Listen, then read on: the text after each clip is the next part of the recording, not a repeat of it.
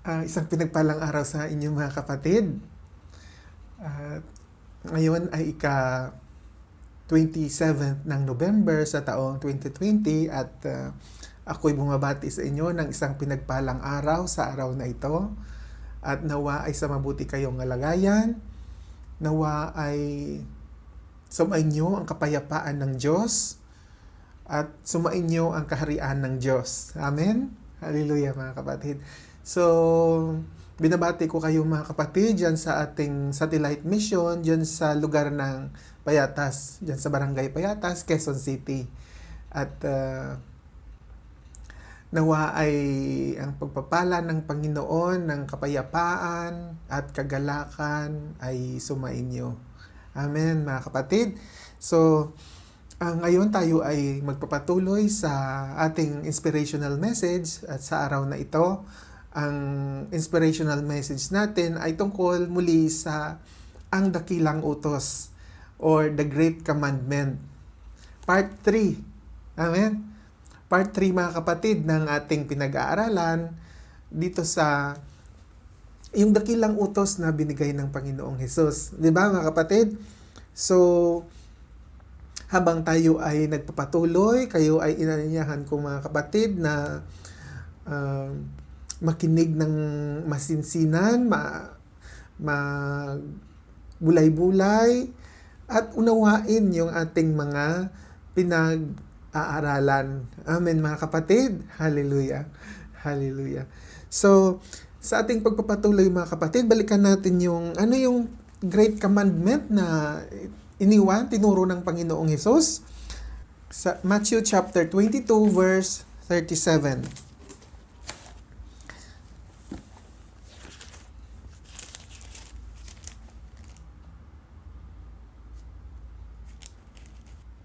At sinabi ni Jesus, ang nasusulat dito, at sinabi niya sa kanya, ibigin mo ang Panginoon mong Diyos ng buong puso mo at ng buong kaluluwa mo at ng buong pag-iisip mo. Ito ang dakila at pangunang utos. At ang pangalawang katulad nito, ibigin mo ang iyong kapwa na gaya ng iyong sarili. Sa dalawang utos na ito ay nauuwi ang buong kautusan at ang mga propeta. Amen? So mga kapatid, sa dalawang utos na ito nauuwi or napapaloob ang sabi niya, dito napapaloob ang mga kautusan or yung mga commandments doon sa Old Testament. Yung 10 commandments na binigay ng Diyos sa kanyang mga inibig na mga Israelites, ginawa na lang dalawa nung dumating ang Panginoong Hesus, na kung saan binigyan niya tayo ng bagong tipan or new covenant. So, imbis na 10 utos, ginawa na dalawa na lang ng Panginoon. Bakit mga kapatid? Kasi doon sa dalawang yon napapaloob daw ang mga kautusan at ang mga sinabi ng mga propeta sa unang tipan. Amen? Kasi bakit? Sabi nga ng Panginoon, hindi siya dumating upang tanggalin ang kautusan, ngunit tuparin ito, di ba? Yan ang sabi ng Panginoon. Kaya tinupad niya yung mga kautusan. Amen, mga kapatid? Kaya iniwan na lang niya sa atin yung dalawang utos na ibigin mo ang Diyos ng buong iyong puso, buong pag-iisip, buong lakas at ng buong kaluluwa, at ibigin mo ang iyong kapwa na gaya ng iyong sarili. Amen mga kapatid. So nung nakaraan mga kapatid, ano yung pinag-aralan natin?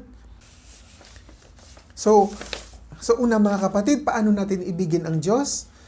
Yung pinag-aralan natin nung una, dapat kilalanin muna natin siya. Di ba mga kapatid? So tapos yung sa pangalawa, sa part 2 natin, ang paano natin ibigin ang Diyos na kailangan maghanap tayo sa Kanya. Di ba mga kapatid? Amen? Naalala nyo yung ating pinag-aralan ng nakaraan.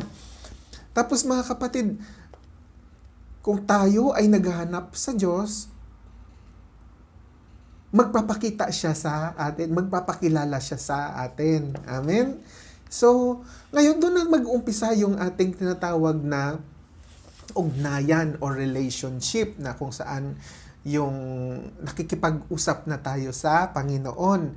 So, lagi na tayong tumatawag sa Lord at lagi na tayong humihiling at nananalangin. Di ba mga kapatid? Amen? So doon natin nakikilala ang Panginoon at doon natin siya maiibig. Di ba? So mga kapatid, ngunit sa mga bagay ba na yun mga kapatid, sapat na upang masabi natin na iniibig na natin ang Diyos at natutupad na natin yung unang utos? Di ba? Ano ang pagkakaunawa mo sa bagay na yun mga kapatid? Dahil inaalam mo ang Panginoon, inalam mo na ang Panginoon, hinanap mo na ang Panginoon, at nasasaliksik mo na yung kanyang mga kautusan, nangangahulugan ba yun na okay na? Kilala mo na ang Lord at iibigin mo na siya? Di ba mga kapatid? So mga kapatid, yan ay ating pag-uusapan at yan ay ating pagbubulay-bulayan sa ating pagpapatuloy sa ating mensahe, sa ating inspirational message sa araw na ito. Kaya naman mga kapatid, hindi madali ang ang utos na ito. Yung commandments na binigay ng Panginoon, hindi madali. Napakahirap to pa rin, sa totoo lang mga kapatid. Kaya ang iba sa atin, ang iba sa inyo, or yung iba sa kanila, parang pakiramdam lang okay na yung makapasok sa church or makapadalo sa mga kada linggo sa mga sermon, makapasok sa simbahan, makinig ng sermon. Paglabas, okay na. Di ba mga kapatid? Pero ang tanong, yung kanilang pamumuhay, napapakita ba doon yung tinatawag na love? Love the Lord your God and love your neighbor as you love yourself? Di ba mga kapatid? Kaya mga kapatid, ibig sabihin ba na dumadalo ka sa ating fellowship dyan sa Barangay Payatas or nakikinig ka sa ating fellowship, sapat na ba para sabihin mo na you love the Lord and you love your neighbor as you love yourself? Di ba mga kapatid? So, ganon. Kaya unawain mo at siyasatin mo ang iyong sarili kung pinutupad mo nga ba ang kautosang ito. Amen mga kapatid. Hallelujah. So ikaw ang nakakaalam. Kaya nga lagi kang makikinig upang maisagawa mo ang mga kautosang ito, mga kapatid, di ba? Kasi nakikilala mo ang Panginoon at naiibig mo ang Panginoon kung paano daw? Sabi sa unang pag-aralan natin, kung tinutupad natin ang kanyang mga kautusan. Amen. Hallelujah. Kung kaya kasi nakikilala mo siya, kaya tinutupad mo ang mga utos niya. Doon mo siya nakikilala. Kasi kung hindi mo siya nakilala, wala kang pagbabasihan na ito pala yung sabi ng Lord. Di ba mga kapatid? Hallelujah. So mga kapatid, kaya ito napakahirap, ngunit mga kapatid, kung tayo ay sumasampalataya sa Panginoong Hesus, siya mismo, hindi natin kakayanin, ngunit siya mismo yung gumagawa sa atin. Kasi bakit? Siya mismo yung pag-ibig. Di ba nga, sabi sa John chapter, punta tayo sa John, sabi niya dito sa 1 John chapter 4 verse 16, sabi niya, at ating nakikilala at ating sinampalatayanan ang pag-ibig ng Diyos sa atin. Ang Diyos ay pag-ibig at ang mananahan sa pag-ibig ay nananahan sa Diyos at ang Diyos ay nananahan sa Kanya. Mga kapatid, atin siyang nakikilala at sinasampalatayanan sapagkat siya yung pag-ibig. Siya mismo nandoon siya sa atin. Dahil tayo sumasampalataya sa Kanya, nandun siya sa ating puso, sa ating kalooban. Kaya nagagawa nating ibigin ang ating kapwa na gaya ng ating mga sarili. Amen mga kapatid. Hallelujah.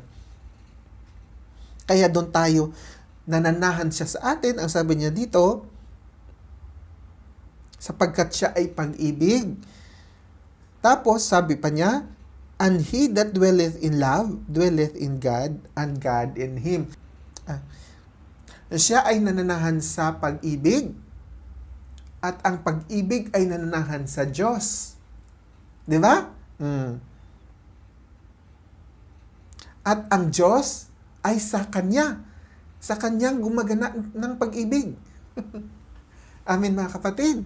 Naunawaan natin. Hallelujah. Kaya mga kapatid, sa totoo lang, ito yung, kung bakit ito binigay ng Panginoon na unang utos at pangalawang utos, kasi napakahirap to pa rin ito. Kaya nga, ibig lang mang sabihin ng Panginoon na napakahalaga nito, nga kailangan nating isagawa or to pa rin. So ngayon mga kapatid, tayo ay hinihimok ng Lord na hanapin natin siya, kilalanin natin siya. Di ba? Upang matupad natin ang mga kautusan, ang Great Commandment. Amen mga kapatid. So pag tayo ay nagpapasakop sa mga kautusan ng Diyos, sa salita ng Diyos, tayo ay gumaganap ng pag-ibig. Tayo ay gumaganap ng pag-ibig sa kapwa. Kasi bakit? Kasi nandun ang Lord na nananahan sa atin. Kasi ginaganap natin ang kanyang mga kautusan. At sapagkat ginaganap natin ang kautusan, ang Lord mismo ang gumaganap nun para sa atin. Bakit? Kasi siya ay pag-ibig. Amen. Hallelujah. Siya mismo ang gumaganap ng pag-ibig.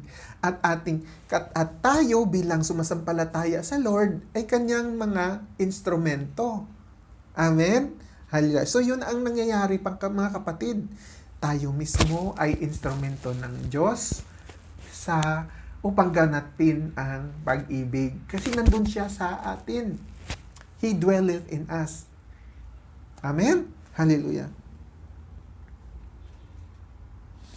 So mga kapatid, doon tayo nakakatupad ng unang utos. Amen? So ang pangalawang utos mga kapatid, ibigin mo ang iyong kapwa na gaya ng iyong sarili. So, paano maibig ang iyong kapwa? Kung ano yung meron ka, ganun din ang iyong kapwa. Di ba mga kapatid? So dapat ganun mo inibig ang iyong kapwa. O balikan natin yun sa Matthew chapter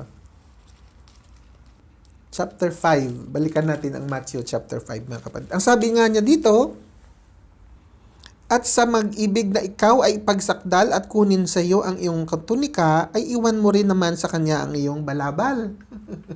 So pag may kukuha sa iyo ng iyong yung tunika, iwan mo rin sa kanya yung balabal, yung tuwalya or patadyo. Di ba mga kapatid? At sunod sabi pa niya rito, at sino mang pipilit sa iyo na ikaw ay lumakad ng 1 milya, ay lumakad ka ng 2 milya, na kasama niya. Di ba mga kapatid? So kung may nagyaya sa iyo na, samahan mo ako, dali na, dali. Samahan mo ako, may pupuntahan ako doon. Yun. Wala akong kasama. O sige, samahan mo. Kung 1 milya lang raw ang kanyang hinihingi, ibigyan mo, doblihin mo pa. Punta kayo papunta, at samahan mo rin siya pa uwi. Sama yung paglalakad. Di ba mga kapatid? So ganun ang pag-ibig sa kapwa, gaya ng iyong sarili.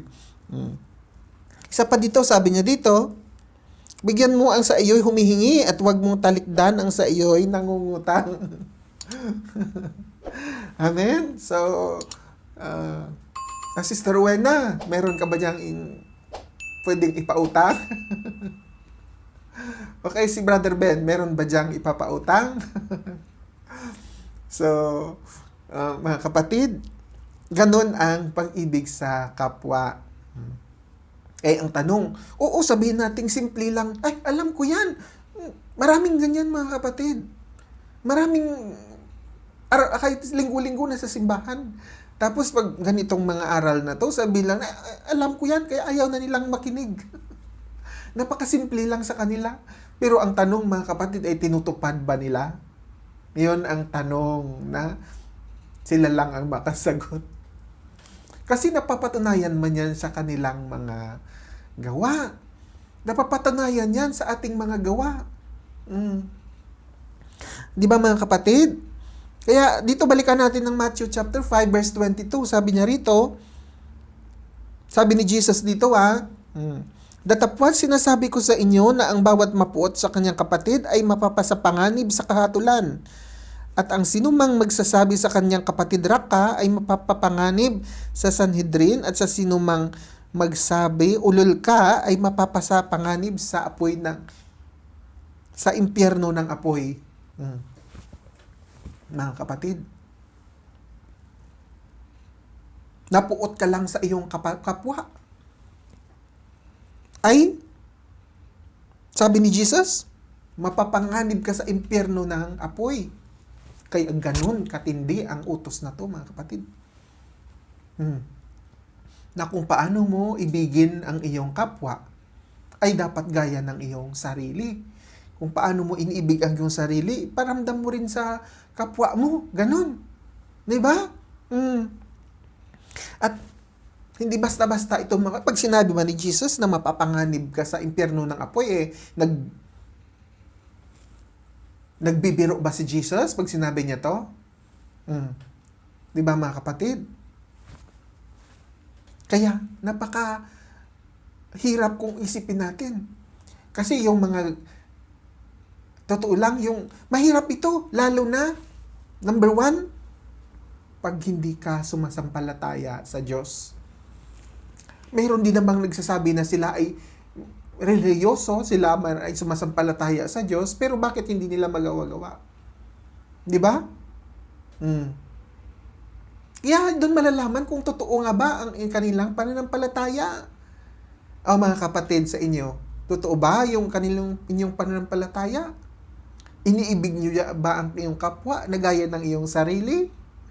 Amen? So, nabigyan kayo ng example na kung saan mayroong pag-away-away, nagkabati-bati din, di ba? Kasi bakit? Nagpasakop sa kautusan ng Diyos. Amen, mga kapatid. So, ganun. So, pinapatunayan nyo, pinapatutuhanan nyo sa bagay na yon na iniibig nyo ang kapwa gaya ng iyong sarili. So, hindi ko man masasabi na perfect kayo, or baka sa ibang paraan nagkamali naman kayo at nag-away-away din, di ba? Or nagkasalo, pero alam nyo na kung ano ang tama. Amen, mga kapatid. Hallelujah. Hallelujah. So, mga kapatid,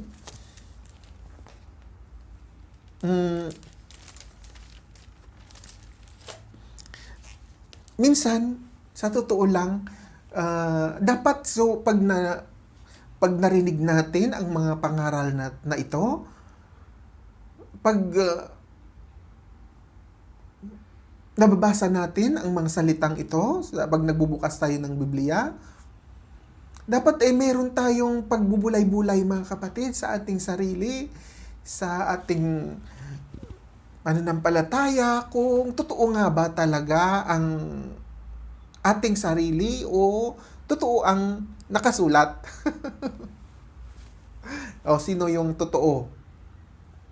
Totoo yung nakasulat o totoo yung ating sarili? 'Di ba? Doon malalaman. Kaya kung hindi natin maisasagawa ang mga kautosang to, na sinasabi natin na simple lang, or akala ng iba ganun lang, simple lang, ay ayoko nang, hindi na ako makinig kasi madalam ko na yan, no? 'Di ba? May ganyan. Hindi naman nila sinasagawa. Kaya napakahirap na kung titingnan mo, mga kapatid, yung ating mga kaaway na sa loob mismo ng ating pamamahay. Di ba? Yung mga hindi magkabati, yung magulang at mga anak. Hindi magkabati yung biyenan at kanyang manugang. Hindi magkabati yung manugang at biyenan. Mm. 'Di ba mga kapatid? May ganun. Mm. Kaya walang perfect. Wala. Kasi bakit? Walang salita ng Lord. Walang pagpapasakop sa salita ng Lord. Mm. 'Di ba? Mm. Kaya mga pamilya, mag-asawa, nag-away-away. Kayo mga anak, hiwa-hiwalay, 'di ba? Kasama, hindi man tayo perfect, oo.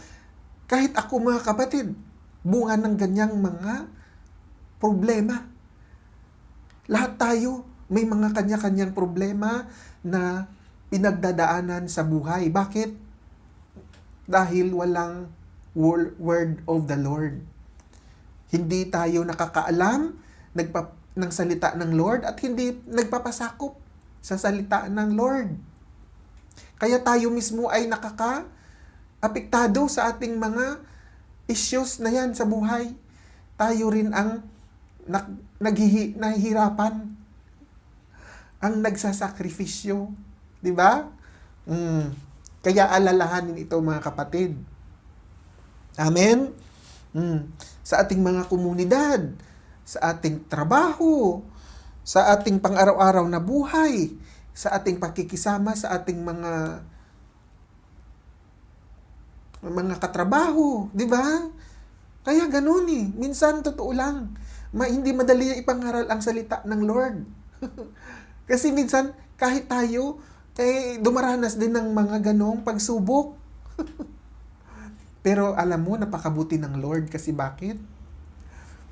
Minsan, tayo ay nakakalimot. Ngunit pag nandun na yung Lord, kaya ng Lord. Di ba? Amin mga kapatid. Kaya sa ating mga pakikisama sa kapwa, sa pang-araw-araw, o sa pagsakay sa taxi, pagsakay sa elevator, sa mga restaurants, pagkain sa restaurant, paano mo tinatrato yung mga food attendant doon, paano mo tinatrato ang mga magtitinda sa palengke, o baka hinihingian mo pa ng malaking tawad. 50%. Di ba mga kapatid? So, ganun. Kaya sisiyasatin natin minsan ang ating mga sarili kung tama nga ba yung ating ginagawa, yung pagpapasakop sa salita ng Lord, na ibigin mo ang iyong kapwa na gaya ng iyong sarili. Amen? Hallelujah. Hallelujah mga kapatid.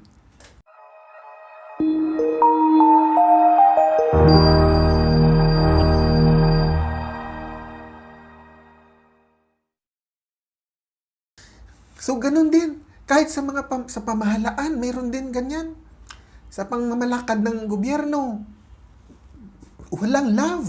Kita mo, mga opisyal ng gobyerno, nag-away-away. Bantayan yung mali ng isa, hanapan ng mali yung isa. Di ba mga kapatid, nakikita ninyo? Napapansin ninyo ang nangyayari sa gobyerno?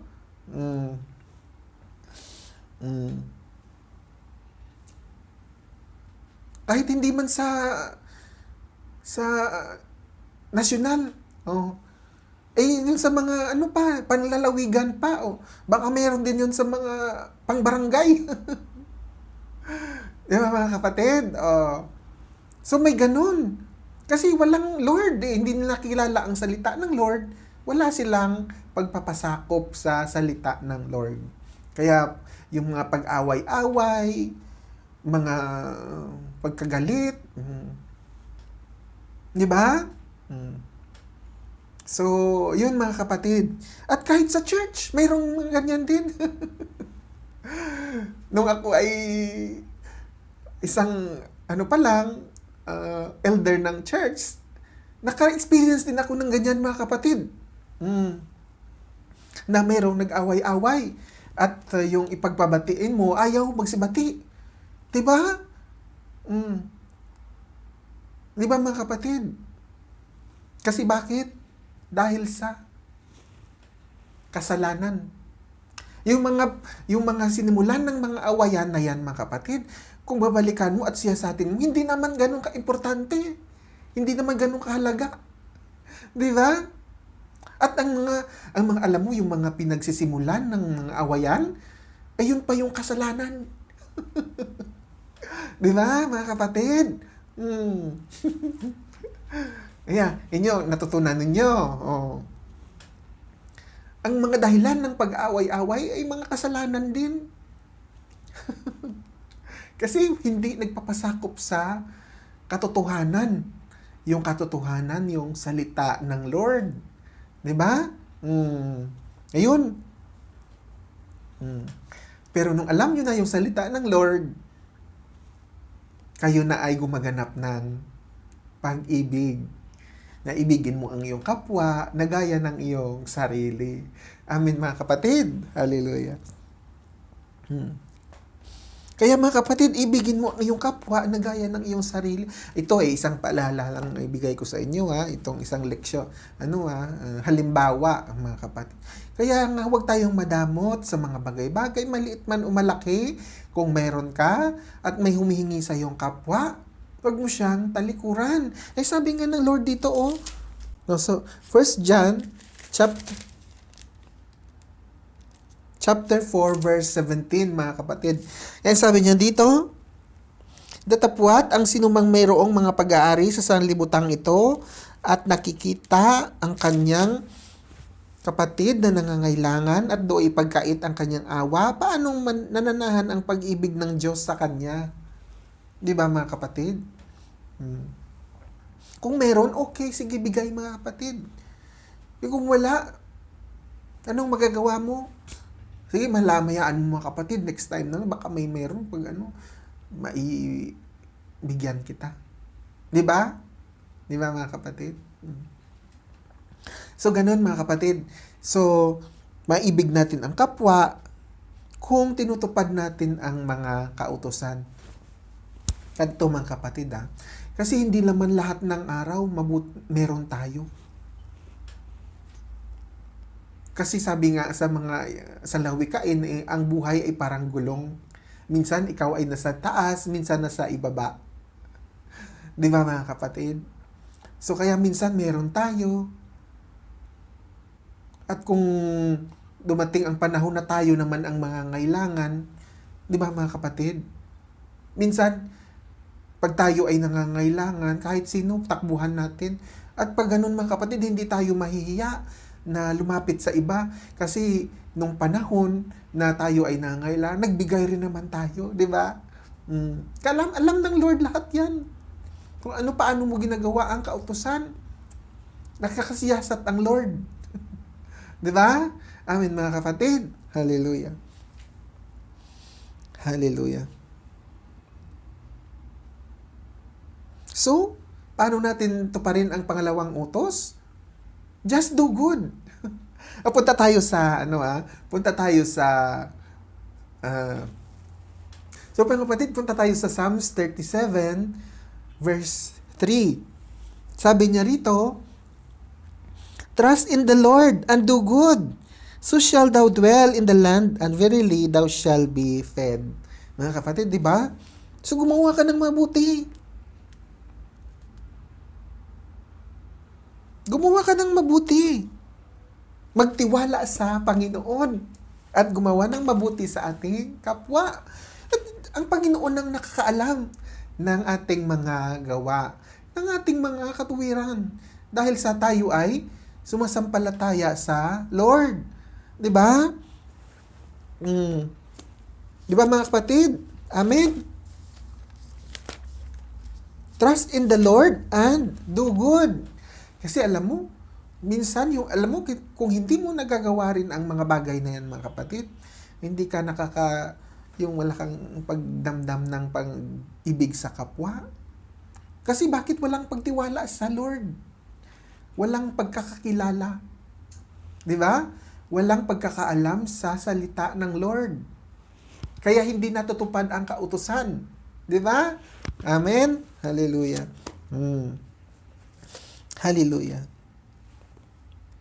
So just do good, mga kapatid. Just do it. Hallelujah. So mga kapatid, sabi ni Jesus, pag inibig mo ang iyong kapwa na gaya ng iyong sarili, at tayo ay nag-iibigan sa isa't isa, sabi niya, John chapter 15, verse 12, unahin natin to. Sabi niya rito, ito ang aking utos, na kayo'y mag-ibigan sa isa't isa na gaya ng pag-ibig ko sa inyo. At ito, walang may lalong dakilang pag-ibig kaysa rito na ibinigay ng isang tao ang kanyang buhay dahil sa kanyang mga kaibigan.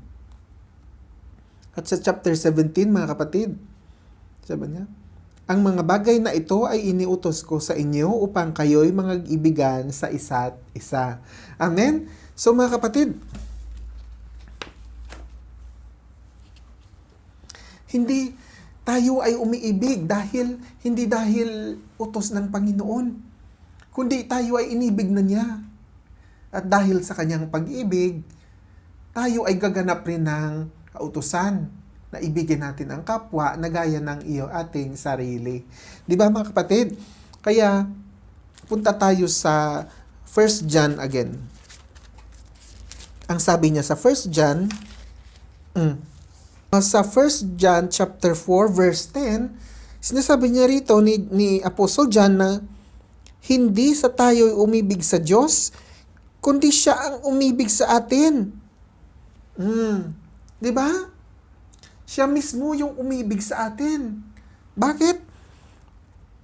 At sinugo ang kanyang anak na pangpalubag loob sa ating mga kasalanan. Dahil sa pag-ibig ng Diyos sa atin, pinadala niya ang kanyang bugtong na anak na si Jesus bilang biyaya upang tubusin ang ating mga pagkakasala. Yung mga pagkakasala na minana natin sa ating mga salinglahi, sa ating mga forefathers, sa mga pagkakasala ni Adan at Eva. Kaya mga kapatid, ulitin ko yung inaral ko noon sa inyo, na bitbit natin ang kasalanan na yan. Kaya, hindi natin kayang bayaran ang kasalanan dahil bitbit natin. Pero ang ginawa ng Diyos, dahil sa kanyang pag-ibig, ang sasabi niya dito hindi dahil iniibig natin ang Diyos, kundi iniibig niya tayo. Pinadala niya ang kanyang bugtong na anak upang tubusin tayo sa ating mga kasalanan. Yun ang ginawa ng Lord, na ipakita sa atin kung paano na tayo iniibig. Amen mga kapatid, naunawaan natin. Kaya bilang ganti, ibigin mo ang Diyos ng buong puso, buong isip, buong lakas at buong kaluluwa. Di ba? Bilang pagbalik sa ginawa ng Diyos na pag-ibig. Di ba mga kapatid? Kasi bakit? Siya mismo ay pag-ibig.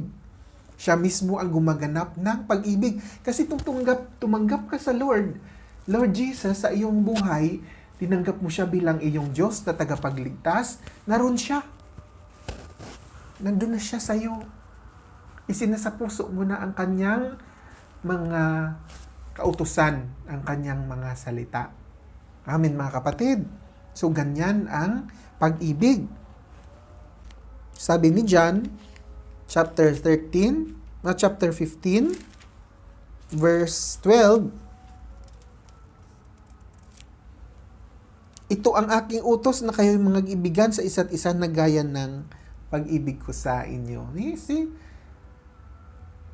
Inibig muna tayo ng Lord. Saka natin mga malalaman na iibigin rin natin ang ating mga kapwa. Na tayo ay mag-ibigan sa isa't isa. Amen mga kapatid. Punta tayo sa chapter 13, verse 34. Sabi niya rito mga kapatid,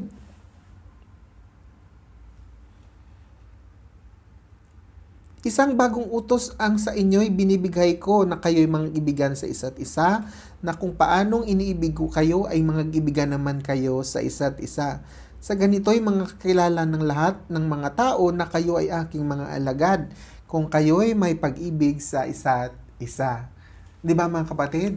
So napakadakila ng ginawa ng Lord na sinasabi lamang niya na upang kung makilala ng lahat na iniibig nyo ang inyong mga kapwa, ang isa't isa, ay kayo ay aking mga tagasunod.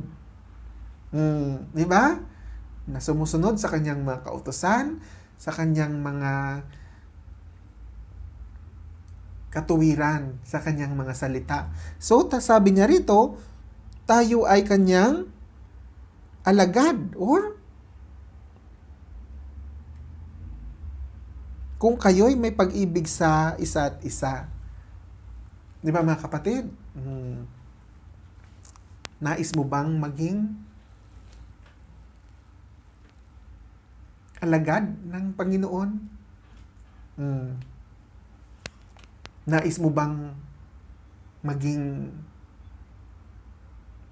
disciples? Kapatid? Di ba? Kaya ibigin mo ang iyong kapwa na gaya ng iyong sarili. Kaya by this, all men will know that you are my disciples. Kasi nakikita nila na mabuti ang iyong ginagawa. Dahil sumusunod ka sa kautusan ng Panginoong Hesus. At nalalaman ng lahat na mabuti ang inyong pagsasamahan, pag-iibigan. Kayo ay sumusunod sa kanyang kautusan. Amen mga kapatid. Hallelujah. Hallelujah. So mga kapatid, hindi dahil ganyan lang ang lugar na pinagdadausan nyo ng fellowship, hindi ibig sabihin na walang pag-ibig. Di ba? Doon ka lang pwedeng umibig sa kapwa kung pumunta ka doon sa malaking kapilya. Ganun ba yon? Hindi mga kapatid. Hindi ganun pinapakita ang pag-ibig. Kaya sabi ng Lord, wala itong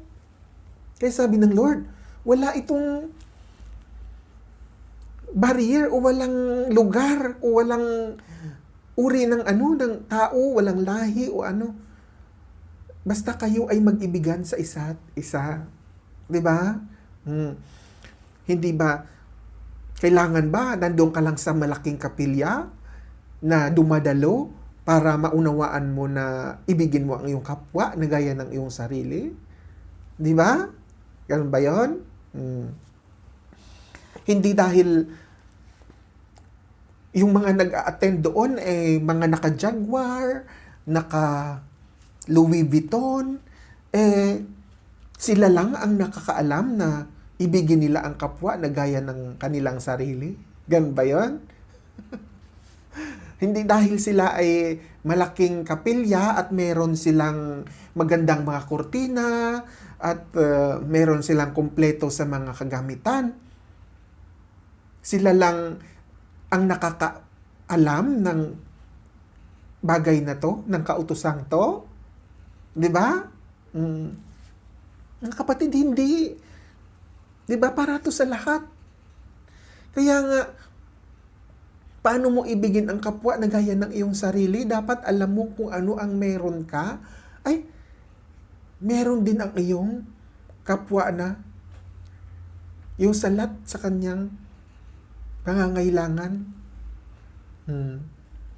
Kasi mga kapatid, kahit nasa tabing basurahan lang ang ating fellowship, hindi ibig sabihin na hindi natin kayang ganapin ang pangalawang utos ng Panginoon. Di ba? Di ba mga kapatid, naunawaan natin. Kaya mas higit kayong nakakaunawa dapat. Kahit mahirap lang ang buhay, hindi nasusukat ang buhay sa dami ng yaman, kundi dahil sa laman ng ating kalooban. Yan mga kapatid ang katotohanan.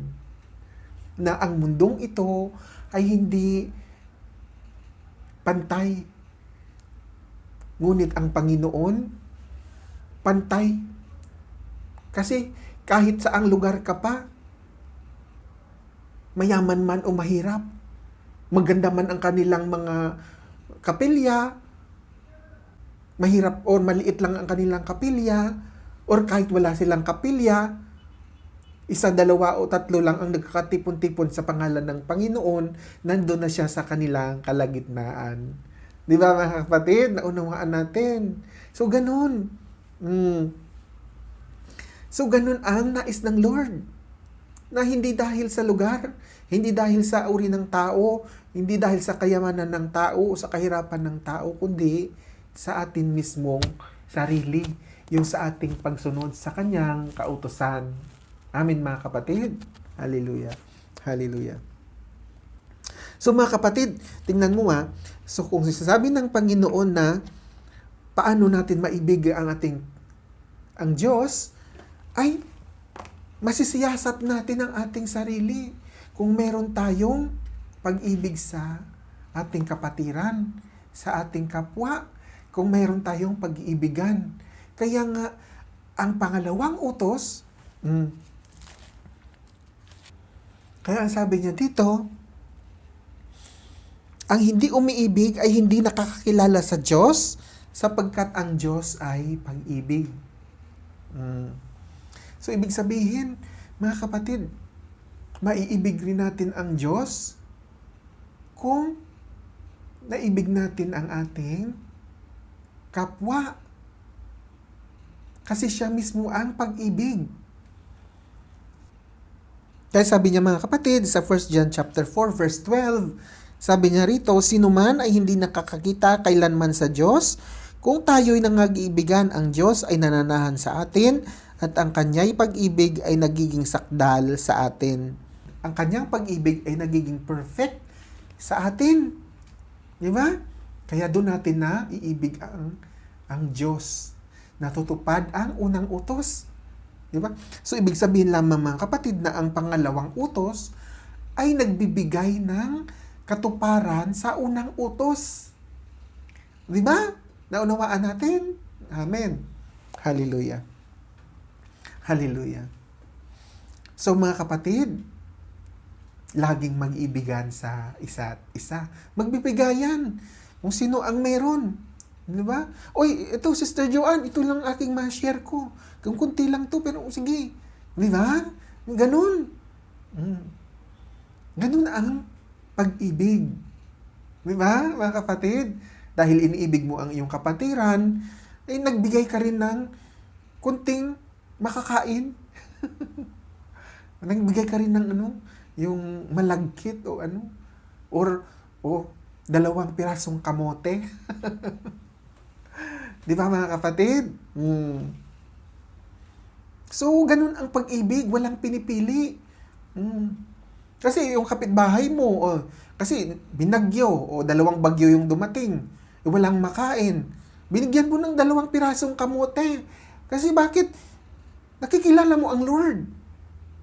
Alam mo na ang sabi ng Lord, ibigin mo ang iyong kapwa na gaya ng iyong sarili. Kung sino man ang alam mo nangangailangan ang iyong kapwa, tapos pinagkait mo yung inyong sarili, yung inyong pangangailangan, ipinagkait mo sa Kanya. Siyempre, paano mananahan ang pag-ibig ng Lord sa iyo? Sabi nga ng Panginoon sa Kanyang salita. Di ba? Di ba mga kapatid? Naunawaan natin? So, glory to God. Napakabuti ng Panginoon sa Kanyang mga salitang pinagkaloob sa atin, na lagi nating papaalala na huwag maging makasarili, kundi umibig sa ating kapwa. Amen mga kapatid. Kasi mga kapatid, tingnan mo bibigyan ko kayo ng isang message dito.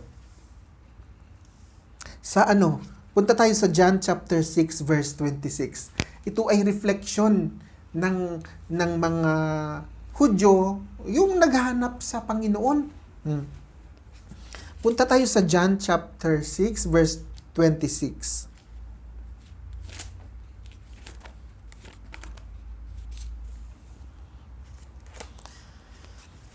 Sabi niya dito mga kapatid, sa chapter 24 mga kapatid, nang makita nga ng karamihan na wala roon si Jesus, ni ang kanyang mga alagad man ay nagsilulan sila sa mga daong at nagsidating sa Kapernaum na hinahanap si Jesus. See? Hinahanap nila ang Lord. Hinahanap nila si Jesus. At nang siya'y kanilang masumpungan sa kabilang ibayo ng dagat, ay kanilang sinabi sa kanila, Rabay, kailan ka dumating dito? Sinagot sila ni Jesus at sinabi, Katotohanan sinasabi ko sa inyo. Ako'y inyong hinahanap, hindi dahil sa inyong nangakitang mga tanda, kundi dahil sa kayo'y nagsikain ng tinapay at kayo'y nangabusog. Magsigawa kayo. Hindi dahil sa pagkaing napapanis, kundi dahil sa pagkaing tumatagal sa buhay na walang hanggan, na ibibigay sa inyo ng anak ng tao sapagkat siya ay tinatakan ng Ama sa makatuwid bagay ang Diyos. Amen mga kapatid. So anong nais niyang sabihin ni Jesus dito sa mensaheng ito? Kasi mga kapatid, nung si Jesus ay nangangaral at ang daming sumusunod sa Kanya, syempre nagkaroon si Jesus ng compassion. Kaya nga pinakain niya yung 5,000 tao. Nagkaroon ng miracles, yung 5 pirasong tinapay at 2 isda. Napakain yung 5,000 tao. Ngayon, ang verses na ito mga kapatid ay nagpapaalala lamang na nung pinakain ni Jesus ang mga tao, nabusog sila. Amen? Kaya ang sabi ni Jesus dito, na siya ay kanilang hinahanap, hindi dahil sa miracles na kanilang nakikita. Hindi dahil sa kapangyarihan ng Diyos na kanyang nasaksihan, kundi nabusog lang sila sa mga tinapay. Nabusog sila. Yun lang ang kanilang pinagkakaabalahan. Yun lang ang dahilan ng kanilang paghanap kay Jesus. So mga kapatid, sa ating pamumuhay,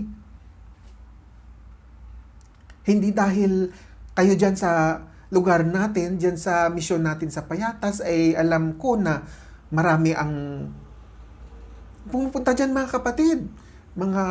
Maraming organisasyon, foundation na nagbibigay ng tulong. Diba? Kung hindi man kayo nakakatanggap, baka yung iba meron. Diba mga kapatid? Pero alalahanin natin to ang sinasabi ni Jesus mga kapatid.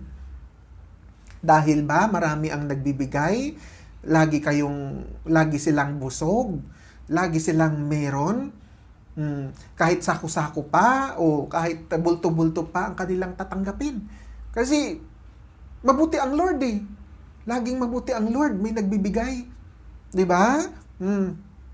Ngunit mga kapatid, ibig sabihin ba na ganun lang lagi? Paano kung walang dumating? 'Di ba? Paano kung matagal na walang nagbigay ng ayuda? 'Di ba mga kapatid? Hahanapin pa rin ba nila ang Lord? Dadalo pa rin ba sila sa fellowship? Sa Bible study? Hahanapin pa rin ba nila ang Lord at makinig ng kanyang salita? Or hahanapin pa rin ba nila ang Lord para masaksihan ang kanyang miracles? Di ba mga kapatid? Mga kapatid, hindi dahil sa nakita ninyo kung ano ang meron, ang mga bagay na inyong nalalasap, natatanggap, kundi yung mahalaga mga kapatid ay hinahanap nyo ang Lord dahil gusto nyo masaksihan ang kanyang kapangyarihan, ang kanyang miracles kung paano siya kumilos sa inyong buhay, sa inyong sitwasyon, sa inyong mga kahilingan, sa inyong mga pangangailangan. Yun ang nais ng Lord na sa ating kanyang paghahanap natin sa kanya. Di ba mga kapatid? Naunawaan natin. So, hindi dahil may handa lagi si Sister Joanne. So, kahit meron man mga kapatid, di ba? Mas mahalaga na mas higit ang ating yung kalooban na naghanap sa Panginoon. Hindi dahil sa mga bagay-bagay. Di ba? Kasi kung mahanap natin ang Lord, ibig lamang sabihin na mas ninanais natin ang presensya ng Lord. Ang kanyang kadakilaan, ang kanyang kapangyarihan. Di ba mga kapatid? Sapagkat sa mga darating na araw, tayo ay kanyang kasama sa kanyang kaharian. Amen mga kapatid. Hallelujah. Hallelujah. So mga kapatid, glory to God. Nandito nagtatapos ang ating mensahe sa araw na ito para sa pangatlong bahagi ng ating inspirational message tungkol sa ang dakilang utos. Amen? Hallelujah. So I hope na marami kayong natutunan at naunawaan na patuloy na magbabago ng iyong pananaw, ang iyong pag-unawa at pagtanggap sa Panginoon. Panginoong Hesus na siyang dakilang Diyos na nagbigay ng ating buhay. At ganun din ang ating mga temporaring pangangailangan. Amen mga kapatid. Hallelujah. Hallelujah. So tayo yumuko mga kapatid para sa panalangin. Hallelujah. Pikit natin ang ating mata ng saglit at tayo ay magbigay ng daan sa Panginoon, sa ating puso, sa ating isip. Bigyan natin ng puwang ang Lord sa ating kalooban, sa kunting katahimikan. Ama naming Diyos na nasa langit, Diyos na makapangyarihan sa lahat, kami po ay nagpapasalamat, Panginoon, sa buhay na pinagkaloob mo sa panibagong araw upang kami ay makabahagi ng salita mo, Father God, sa aking mga kapatiran dyan sa Payatas, Panginoon. Salamat, Panginoon, sa panibagong araw ng buhay upang ikaw ang siyang maluwalhati, Panginoon. Salamat sa panibagong araw na ito upang aking mga kapatiran dyan sa lugar ng Payatas ay makarinig ng iyong mga salita. Maraming salamat, Panginoon, sa iyong biyaya na kung saan ang iyong mga salita ay siyang aming patnubay sa aming buhay sa araw-araw. Salamat, Panginoon, at patuloy na dalangin ko, Panginoon, na palaguin mo sa espiritual na buhay ang aming mga kapatiran dyan sa Payatas, Panginoon. Pagpalain mo rin sila sa kanilang mga trabaho, sa kanilang araw-araw na pamumuhay. Pagpalain mo sila ng kalakasan at kalusugan at ilayo sa alamang gawa ng masama. Layo mo sila sa karahasan at ilayo mo sila sa mga trahedya, Panginoon. Pagpalain mo rin ang aking mga kapatiran na patuloy na makadalo sa lahat araw-araw sa bawat linggo na aming pagdadaos ng fellowship dyan sa Payatas, Panginoon.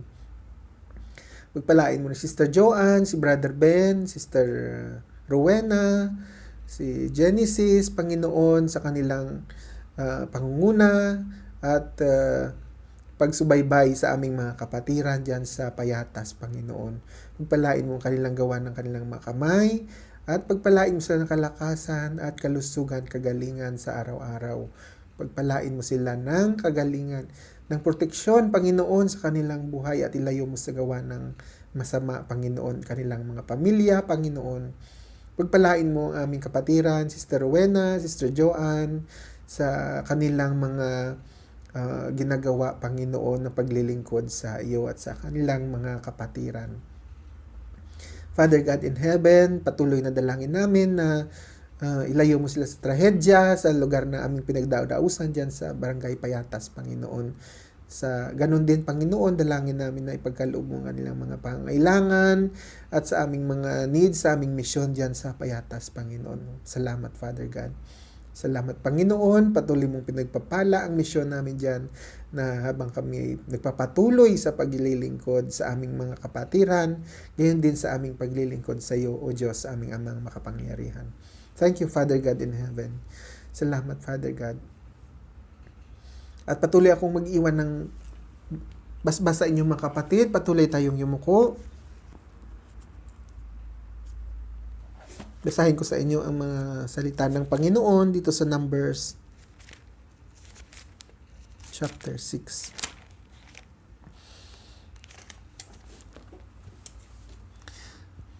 Mga kapatid, may the Lord bless you and keep you. May the Lord make His face shine upon you and be gracious unto you. May the Lord lift up His countenance upon you and give you His peace. And these are all we pray in Jesus' name. Amen, amen, and amen. Hallelujah. Glory to God. Maraming salamat mga kapatid.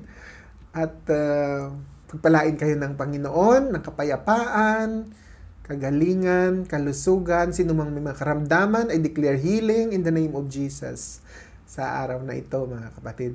At mga kapatid, patuloy ako mag-iwan ng mensahe sa inyo na lagi tayong magalak sa Panginoon, magpuri sa Panginoon at magpasalamat sa Panginoong Diyos sapagkat lagi nating kasama ang Diyos. Amen. Hallelujah. God bless you all, mga kapatid.